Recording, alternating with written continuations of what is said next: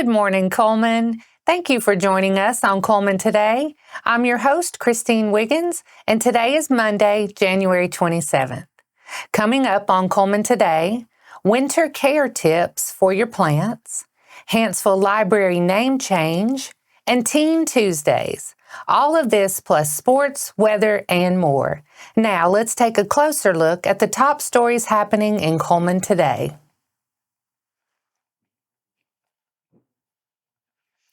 A historic snow event was not on Alabama's bingo card for 2025, but January has already ushered in two significant weather events across the state, which has many residents concerned about the durability of their landscape plants. Carmen Flamini, a regional home grounds agent for Alabama Cooperative Extension System, said it will be important to assess the state of the yard and garden before jumping into action. According to Flamini, snow is a problem when it melts and freezing temperatures return to threaten the plants with ice. While trees and shrubs may be hardier than vegetable crops and flowers, home gardeners will not know the full extent of the snow or cold damage until spring, so you'll want to avoid pruning heavily at this time. Premature pruning may remove live tissue that the plant needs for recovery. While all winter vegetables have different reactions to snow or freezing temperatures, there are some that may survive when others will not. As temperatures return to seasonal norms, remove covers, ensure proper drainage, check for soil compaction, and add a new layer of mulch. Flamini recommends holding off on a fertilizer application because it could damage the roots. For answers to other gardening questions or to find the Home Grounds regional agent in your area, visit www.aces.edu. The Hanceville Library has some exciting news, and Annabelle House was in Hanceville to bring us the story. An exciting change is happening for the Hanceville Library, now officially renamed the Shirley Burden Library. The new title honors Shirley Burden's years of dedicated service. A new sign will soon mark the building's update. Hanceville Mayor Jim Sawyer and Library Manager Teresa Rivera discuss Burden's contributions. As far as Shirley's, what Shirley has done, there's been so much over the past 16 years that Shirley has done for the library and for the city of Hanceville.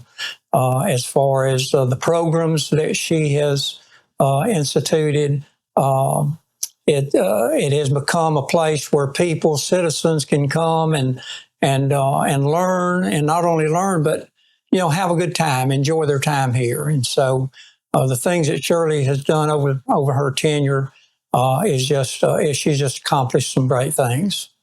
In addition to the renaming, a new book drop worth around $5,000 has been installed thanks to the donation arranged by Amber Thornton, director of the Cullman County Library Systems. Now, people can return and donate books outside of the library hours.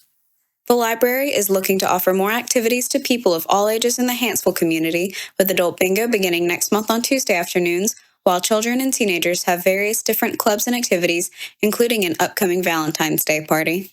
We conducted a survey, and we asked the community of Hanceville to fill out that survey and tell us what they would like to receive from their community library.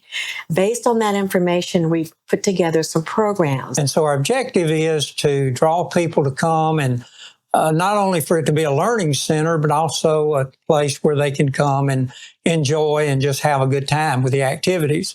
Also, we hope that while they're here, that'll give them an opportunity to visit some of the other businesses to find out exactly what Hanceville has to offer and get to know some of the store owners, because the businesses that are located here are all, owned individually, family owned. And so we just want them to get to not only have a good time, enjoy it, and let it be a learning process, but also time that they can get to know our city downtown. For questions or to share ideas on activities, contact Teresa Rivera at the Hanceville Library. This has been Annabelle House with Cullman Today.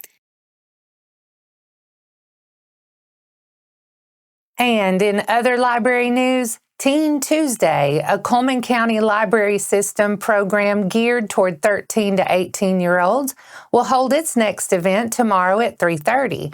Assistant Director Shelby Creekmore said the library wanted to provide teens a space to be creative and meet other people their age outside of school. The program usually involves a craft or game and snacks. Teen Tuesday takes place on the fourth Tuesday of each month from 3:30 to 4:30 at the main branch downtown, located at 200 Clark Street Northeast in Cullman. Coming up, 4 teams captured county titles over the weekend. Sports is next. Step into Cullman, where local heroes and community spirit shine. Introducing Community Matters Magazine from the Cullman Tribune, your guide to inspiring tales and community spirit. Celebrate our local champions and dive into the festivities at Christ Kindle Market. Feel the season's cheer and discover stories that inspire.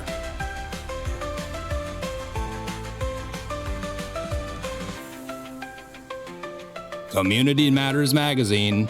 Connect with your community. Find your free issue at these locations or download a copy online.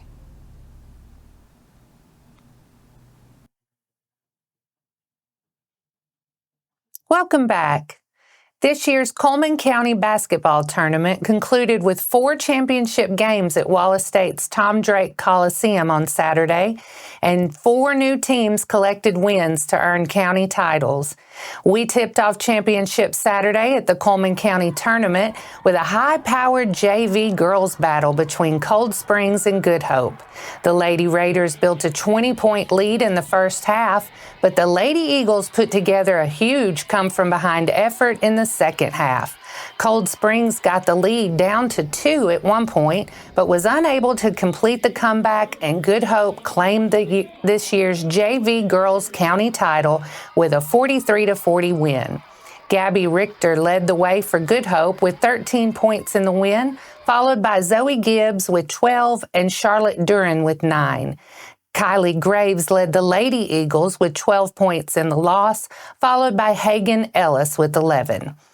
Saturday's second county championship game saw Cold Springs clash with West Point, and it was a nail-biter between the Warriors and the Eagles. Cold Springs jumped out to an early lead in the first half, but West Point rallied to make it a 2-point game going into the fourth quarter. The Warriors then outscored the Eagles 14-11 in the final frame to capture this year's JV Boys County title. Sawyer Harris led the way for the Warriors with 18 points in the win. J.J. Mink finished with 15, and Tegan Heaton added 7. Wyatt Barker posted 13 points for Cold Springs in the loss, and Lyndon Hill added 8. In our first varsity championship game of the day, West Point squared off with the top-seeded Lady Raiders of Good Hope. The Lady Warriors got off to a fast start, but the Lady Raiders were able to rally and take a 1-point lead into the locker room at halftime. Good Hope maintained a lead throughout most of the second half and fended off a late push from West Point to claim a 58-51 win and their 4th straight county title. Ava McSwain led Good Hope with 14 points in the win, and Jolie McCann, Lexi Marshall, and Sophie Conrad each finished with 10. Jalen Faulkner led the way for the Lady Warriors with 18 points in the loss. Cameron Faulkner added 14 points, and Lakin Shaddix posted 11.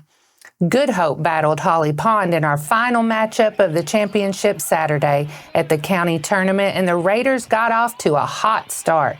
Good Hope knocked down 8 3-pointers in the first half and went into the locker room with a 36-23 lead at the break.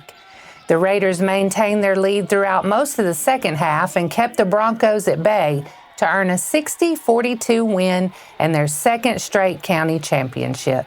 Tucker Malin led Good Hope with 20 points in the win. Gavin Pace added 14, and Jacob Haynes finished with 13. Sawyer Olinger led the way for Holly Pond, 13 points in the loss, and Kate Albright posted 11.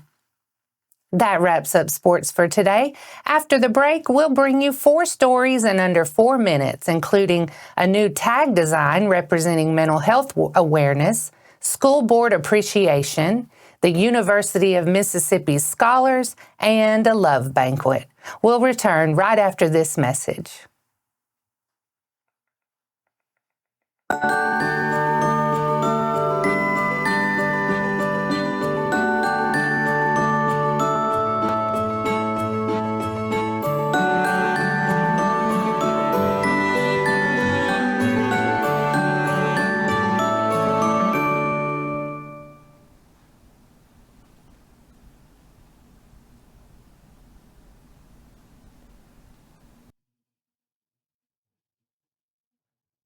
Welcome back.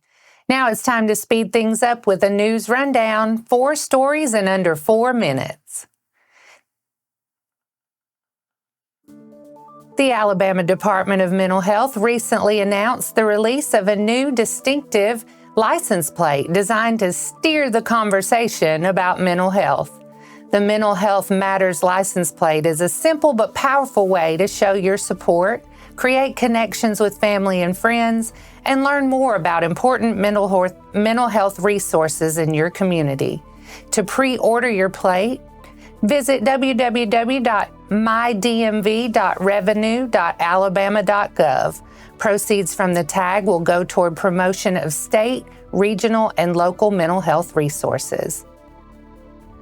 In honor of School Board Appreciation Month, Cullman City Schools is celebrating the accomplishments of its current school board.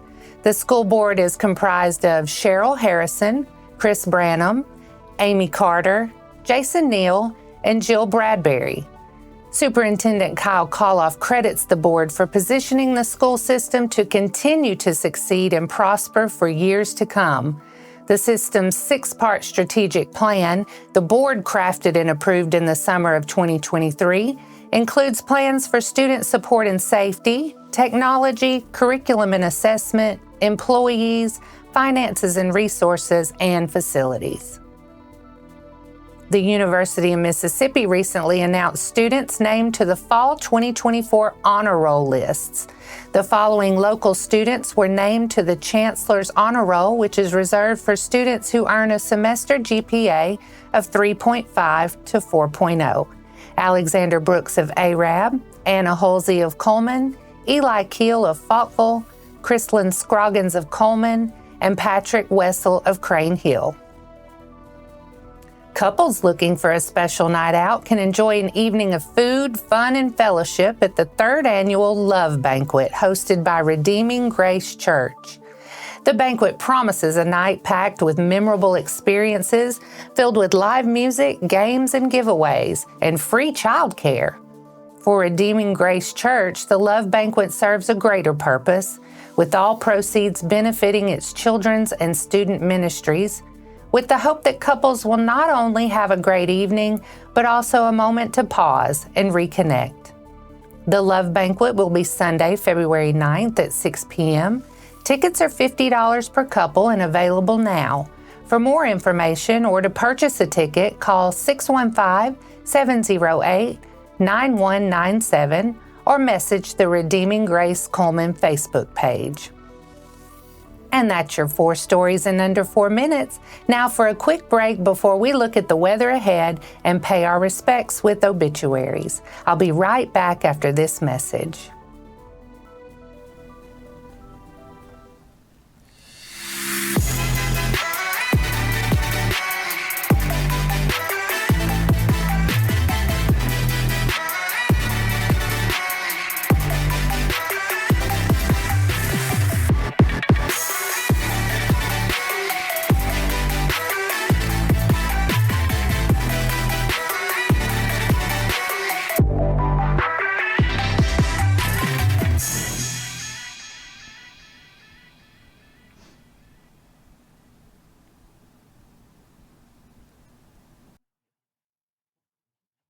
Let's take a moment to pause and remember those who have lost their lives this week as we turn to obituaries.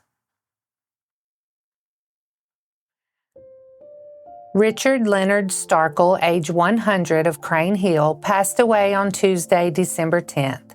There will be a graveside service at Alabama National Cemetery in Montevallo on January 31st at 1:15 p.m. Mr. Starkle will have a full military honors. Lavinia Joyce McMinn, age 86, of Logan, passed away Friday, January 24th. The family will receive friends at Logan Baptist Church on Tuesday, January 28th from 12:30 until the celebration of Lavinia's life, which will begin at 2 p.m. Burial will follow in Cullman City Cemetery. Carl Bruce Hancock, age 68, of Cullman, passed away on Saturday, January 25th. Graveside service for Mr. Hancock will be at 2 p.m. on Tuesday, January 28th at Johnson Grove Cemetery. Cecil Thomas Tommy Spears, age 87, of Hanceville, passed away on Friday, January 24th. Funeral service will be held at 2:30 p.m. on Wednesday, January 29th at the Hanceville Funeral Home Chapel. Visitation will precede the service with family visitation from 11:30 to 12:30, followed by friend visitation from 12:30 to 2:30. There will be a burial service immediately following the service at Hopewell Cemetery in Hanceville. Stuart Anthony Piper, age 63, of Cullman, died Thursday, January 23rd. Services will be announced in the coming days. Howard Burvin Milliken, age 92, passed away on January 24th. Graveside service and interment will be held on January 29th at 2 p.m. at Garden City Cemetery in Hanceville, Alabama. Our thoughts and prayers go out to their friends and families. Now, let's take a moment to look ahead at today's weather forecast. Today will be cloudy through mid-morning, then gradually clearing with a high near 50 and a low around 30 overnight.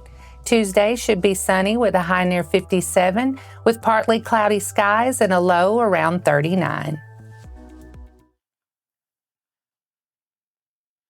And that wraps up today's edition of Cullman Today.